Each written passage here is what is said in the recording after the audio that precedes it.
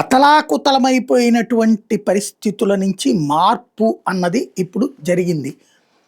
గత 106 రోజుల నుండి అమెరికా, ఇజ్రాయెల్, ఇరాన్ మీద యుద్ధం ప్రారంభించాక, ఇరాన్ గల్ఫ్ దేశాల మీద దాడులు ప్రారంభించాక, ఇజ్రాయెల్ మీద రిటాలియేషన్ అటాక్స్ ప్రారంభించాక, ముదిరి పాకాన పడిపోయి ఓ పక్కన పెట్రోల్, డీజిల్, గ్యాస్ సంక్షోభాలు వచ్చి రెండో పక్కన ప్రపంచమంతా సంక్షోభాలు పడి రష్యా ఉక్రెయిన్ యుద్ధం వల్ల కూడా ప్రపంచం ఇట్లాంటి ఇబ్బంది ఏం పడలేదు. ఎందుకంటే వాళ్ళిద్దరు కొట్టుకు చేస్తున్నారు, మనకేం లేదు అన్నట్టు కొన్ని రోజులు ఇబ్బంది పడ్డారు. ఇదే అంటే అనుకున్నారు, చర్చించారు తప్పించి ఎవడు పట్టించుకోలేదు. బట్ ఇది మాత్రం ప్రపంచాన్ని కదిపేసింది, కుదిపేసింది. ఎందుకంటే హార్ముజ్ జలసంధి దిగ్బంధం వల్ల తలెత్తినటువంటి పరిస్థితి. అన్నీ సెటరేట్ అయ్యి నిన్ననే అటు G7 దేశాల మీటింగు, ఆ వెంటనే అమెరికా, ఇరాన్ల మధ్యన ఒప్పందం దెబ్బకి స్టాక్ మార్కెట్లు సర్రమని పరుగులు పెట్టినాయి.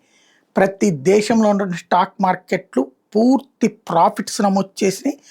$89 బిలియన్ సౌత్ కొరియన్ కొస్పి సక్సెస్ చేసుకుంటే, జపాన్ వాళ్ళ నిక్కే $173 బిలియన్ లాభాలు గడిస్తే, తైవాన్ వాళ్ళది $53 బిలియన్ లాభాలు గడించింది.